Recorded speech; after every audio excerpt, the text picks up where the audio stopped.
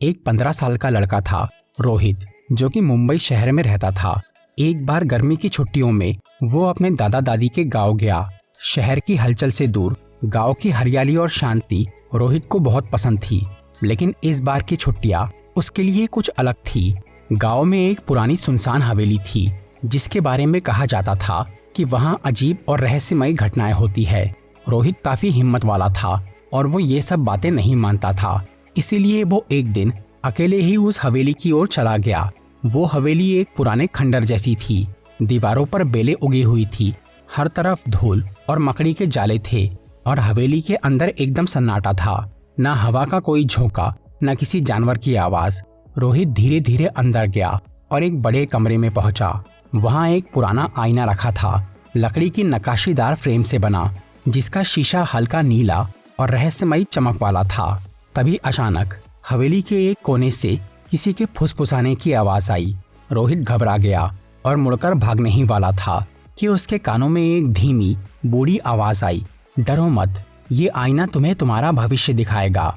रोहित उससे काफी हैरान हो गया, लेकिन अब उसका डर जिज्ञासा में बदल चुका था। उसने धीरे धीरे आईने की ओर कदम बढ़ाए और उसमें झांक कर देखा।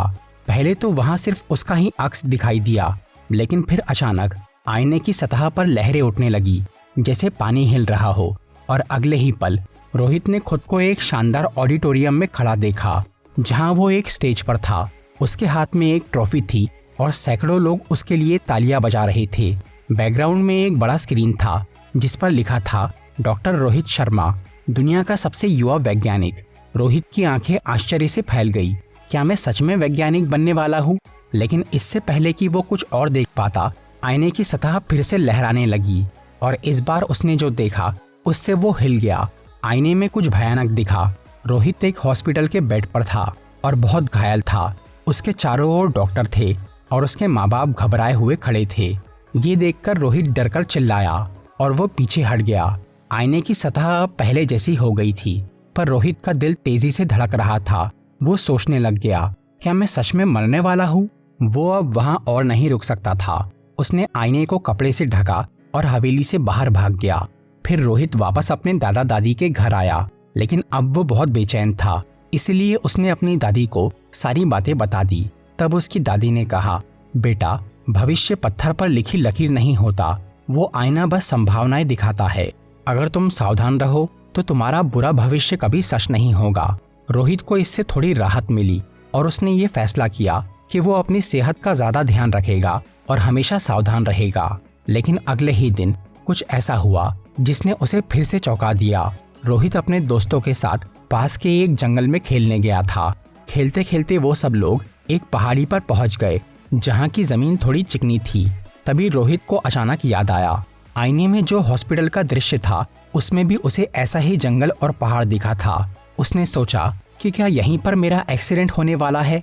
तब रोहित ने घबराकर अपने दोस्तों से कहा, रुको, वहां मत जाओ। उसके दोस्तों ने कारण पूछा तो रोहित बोला, मुझे कुछ अजीब लग रहा है। लेकिन किसी ने उसकी बात नहीं मानी। तभी एक दोस्त ने जैसे ही अपना कदम आगे बढ़ाया तो वो फिसलकर पहाड़ी के किनारे पर पहुंच गया। वो बस गिरने ही वाला था कि रोहित ने उसे पकड़ लिया। सभी दोस्त डर गए और उन्होंने कहा कि अगर रोहित वहां नहीं होता तो शायद वो लड़का नीचे गिर जाता। अब रोहित को समझ आ गया कि आईना उसे चेतावनी दे रहा था, ना कि तय भविष्य दिखा रहा था। इसके बाद रोहित ने ये ठान लिया कि अब वो उस आईने का सच जानकर रहेगा। इसीलिए वो फिर से उस हवेली में गया। इस बार जब उसने आईने को देखा तो उसमें एक नई तस्वीर उभरी। वहां एक बूढ़ी औरत खड़ी थी। रोहित घबरा गया, लेकिन उस औरत ने मुस्कुराकर कहा, बेटा, तुम सही रास्ते पर हो। ये आईना सिर्फ भविष्य नहीं दिखाता, बल्कि ये तुम्हें अपने भाग्य को बदलने का मौका भी देता है। रोहित ने उससे पूछा कि आप कौन हैं? तब वो बूढ़ी औरत बोली, मैं वो हूँ जिसने ये आईना बनाया था। ये कोई साधारण आईना नहीं, बल्कि आत्मा का दर्पण है। ये तुम्हें संभावनाएं दिखाता है ताकि तुम सही रास्ता चुन सको। फिर रोहित बोला, तो क्या मैं अपना भविष्य खुद बना सकता हूँ? बूढ़ी औरत ने सिर हिलाया, हाँ, हमेशा याद रखना कि भविष्य तुम्हारे हाथ में है। इसे डर से मत देखो, एक मौके की तरह देखो। इसके बाद वो आईना चमकने लगा और उसमें से औरत गायब हो गई। अब रोहित को कोई डर नहीं था। उसने तय किया कि वो अपनी जिंदगी को बेहतर बनाएगा। उसने साइंस ओलंपियाड की तैयारी शुरू की ताकि वो अपने अच्छे वाले भविष्य को सच कर सके।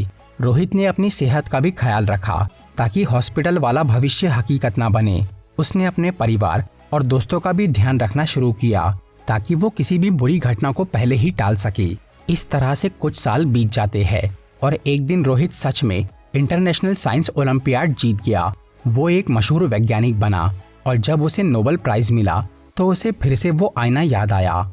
रोहित ने सोचा कि आईना कभी गलत नहीं था, उसने बस मुझे सही राह दिखाई थी। अब वो जान गया था कि हमारा भविष्य हमारे हाथ में होता है। तो दोस्तों, ये थी एक छोटी सी कहानी। अगर आपको ये वीडियो अच्छी लगी हो तो इसे लाइक और शेयर जरूर करिए और ऐसे ही वीडियोस देखने के लिए इस चैनल को सब्सक्राइब करिए। I'm walking alone, the streets are empty. The only thing I can see is my own silhouette. I'm getting stronger, step by step. The clock is ticking, but there's no time for me.